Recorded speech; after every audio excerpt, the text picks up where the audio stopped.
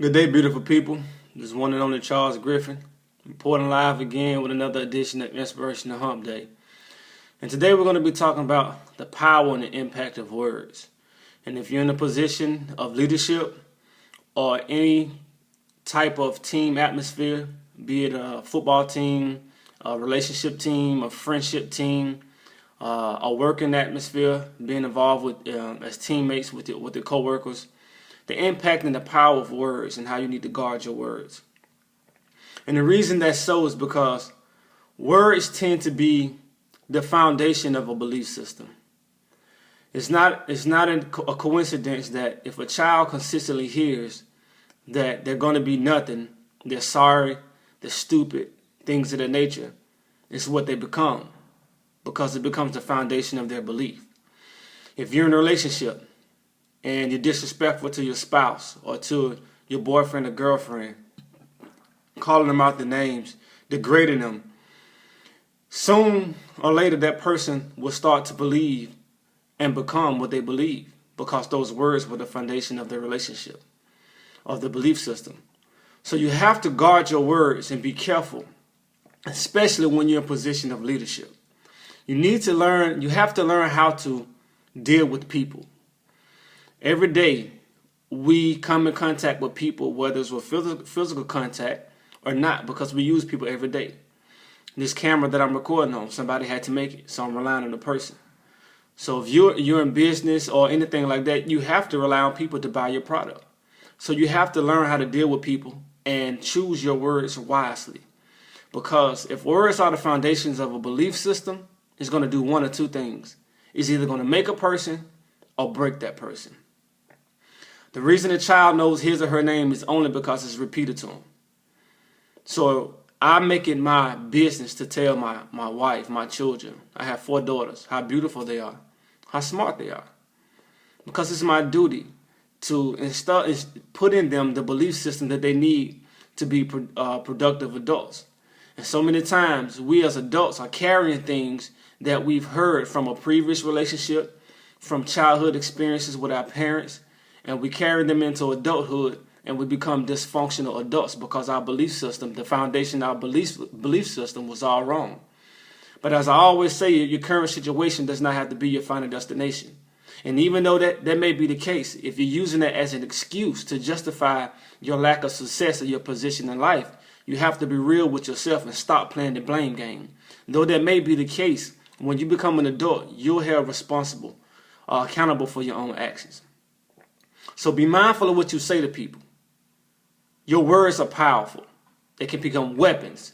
They can build a person or tear a person down. And if you use your words correctly and learn how to deal with people and build a solid foundation for their belief system, people will go beyond their measures, beyond their limits to be a service to you because of the things you've put in them to believe in themselves. It's no coincidence that when parents get old and they're down and out, maybe they sick, they may be sick in the hospital, things of that nature. Their kids run to the rescue because those parents instill things in them that build the belief system. So I'm gonna give an example that I heard from a wise man of how the belief system can work wonders for people. There's a group of scientists. They did a study on rats. They had 3 groups of rats: Group A, Group B, and Group C. In each group, they had like 6 rats. So the scientists put Group A in a container of water. And when the rats hit the water, they started to run, which caused them to tread water. They didn't want to be in the water and they didn't want to drown. So those rats went on to tread water for 12 hours. Finally, they gave up. They got tired. And they drowned. The scientists placed Group B in the water. And upon hitting the water, they did the same thing. Start running, which caused them to tread the water because they didn't want to be in it and they didn't want to drown. But at the 8th hour, the scientists took those rats out. Then they put Group C in the water, but along with Group C, they placed Group B back in the water. And upon hitting the water, all the rats did the same thing, started running, which caused them to tread the water because they didn't want to get wet, they didn't want to drown. Well, the 12th hour, the scientists found that Group C, they gave up and they drowned. However, Group B kept going. They went on for 14 hours. Then it went on for 16 hours. Then it got to 18 hours. Then it got to 20 hours. Then it got to 22 hours. Then at the 24th hour, the scientists finally decided to take the rats off.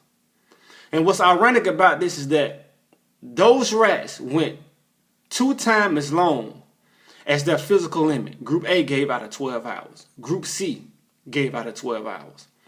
Group B went on for 24 hours because they believed that since they've been rescued before, that somebody was going to get them out of that water. All they had to do was hold on to that foundation of the belief system of them being rescued before, and they knew they were going to come out of that water alive. They went from going from 12 hours to 24. That shows you, if you use your words wisely in building a person up and rescuing them in their belief system, they will go beyond their measures to be a service to you and aid you in accomplishing anything that you desire. So if you're in a position of leadership, learn how to guard your words and build people up instead of tearing them down. Build their belief system, because they will go beyond their physical limits to do anything to aid you in accomplishing your goals. All right? I hope this message aids someone that's in a position of leadership or in an atmosphere of teamwork versus maybe a marriage or a working atmosphere, anything that you work with people, in which we come in contact with people every day. Learn how to talk to people. Learn how to use your words wisely and be slow to anger and think before you speak, because your words can be the foundation of someone's belief system. All right? Until next time, it's always a pleasure. And stay motivated and keep God first. And if you have any topics that you want to talk about, feel free to inbox me. All right, take care.